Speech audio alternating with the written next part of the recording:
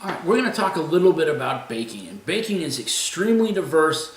There's a ton of different directions we can go, but we're going to sort of focus on bread.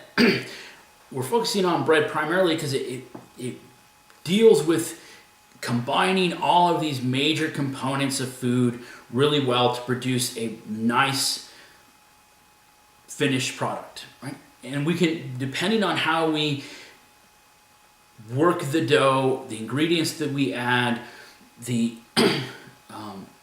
concentrations, the amounts of certain other ingredients, we can get a wide range of wonderful products when we talk about bread. So that's what we're going to sort of focus on here is bread, and then we're going to touch on pasta at the end. So when we talk about these doughs, what we're really talking about is this semi-liquid state of a substance that's got starches and sugars. And what we're really doing is we're producing this, the magical thing about dough is its production of a protein we call gluten. And gluten is a product of wheat, it's a wheat protein, or protein found primarily in wheats, that gives us, it's very elastic and plastic. So it stretches really well and will sort of bounce back so we can form nice air bubbles.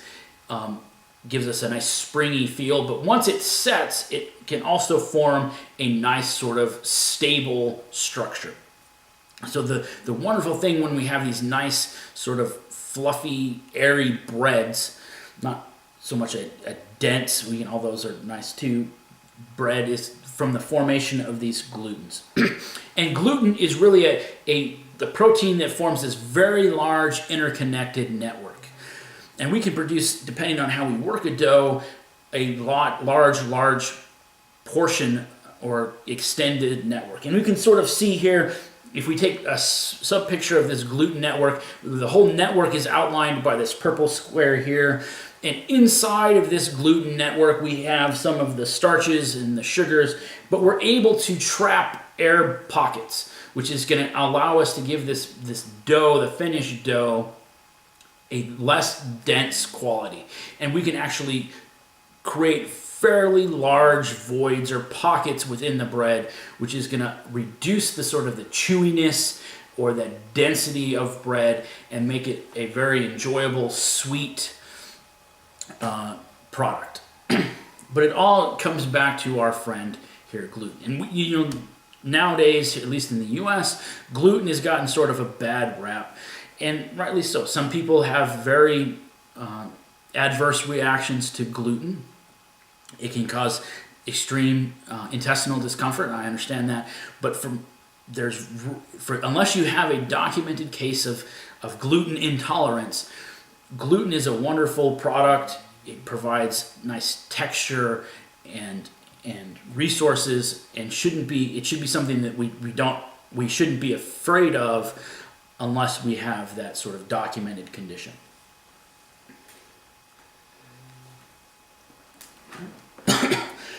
Once we have, and the gluten itself is formed or expanded on when we do the kneading. So all of these bread doughs are kneaded, and what we're doing is we're stretching out those gluten proteins, folding them back on each other, and sort of forming air pockets. So we're doing two things when we knead dough. We are stretching out gluten to sort of align all of those long particles together in sort of the same arrangement, but we're also trapping air.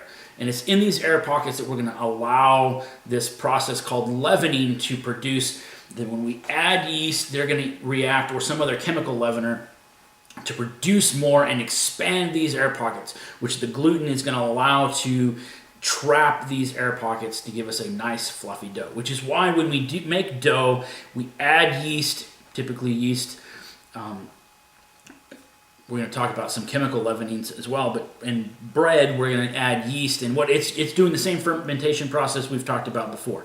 It's taking those sugars in the dough and converting them into carbon dioxide and ethanol. Although the amount of ethanol is going to be fairly small, which is why we don't have the same effects, but that's one of the products. It's actually going to be evaporated off, or most of it.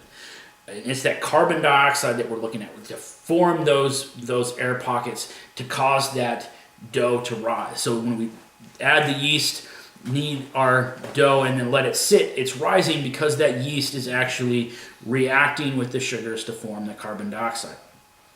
Sometimes we'll do this process 1 or 2 times depending on what product we're looking for at the end. We'll either let it rise, punch it down, let it rise again to sort of, when we punch it down, what we're really doing is sort of making those air bubbles smaller so we don't get large voids in our bread, but we get much smaller, so we get a much more cakey type of arrangement where we get small air bubbles sort of equally diffused through our bread, where if we don't, we can end up with fairly large voids or these air pockets. And the way we form these air pockets can be one of 2 things. In bread, we're typically using yeast. And as we said, we're taking these sugars producing carbon dioxide.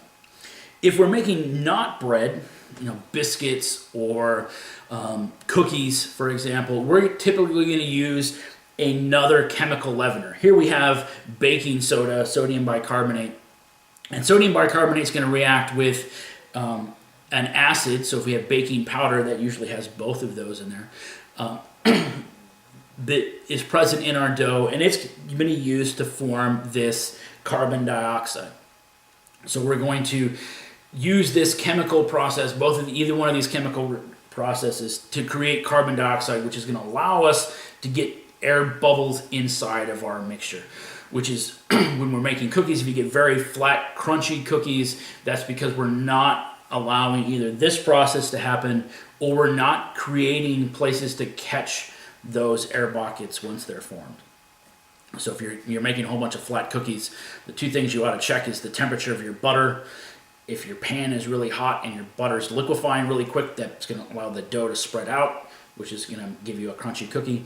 Or make sure that your chemical leavening is appropriate so you're getting a nice chewy cookie, because that's important.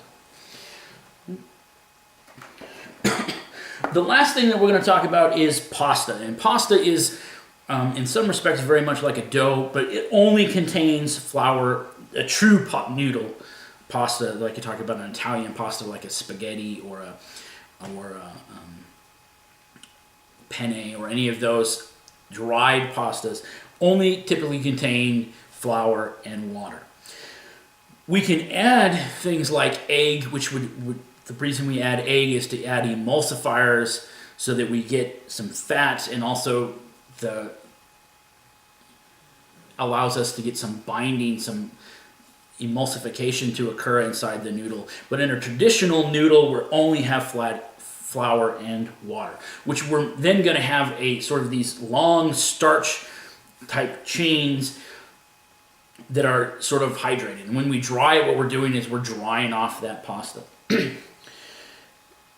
And we're unlike dough, when we're sort of kneading it and we're incorporating air. In pasta, we might do that process. We might incorporate air when we make the pasta, but then we're typically remove that air through either pressing.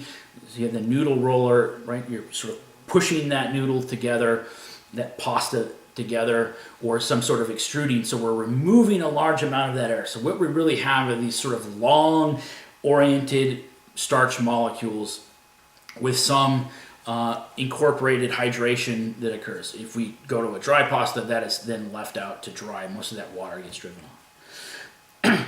When we make pasta, what we're really doing is, in addition to sort of cooking it and getting out some of that raw flour flavor, what we're really doing is going through and hydrating those starches and bringing up the starch, the noodle process, to temperature. But most of what's occurring is we're getting hydration. We're adding the water back into the noodle. Once we do this, if we completely let the noodles hydrate and bring up, and so we boil noodles for a long time, what you find is they become very gummy and not pleasant on the palate, if you will. Right? The mouthfeel is weird. So we always talk about going to al dente, which means bite. So I believe. What we're doing is we're completely hydrating the exterior and cooking it completely.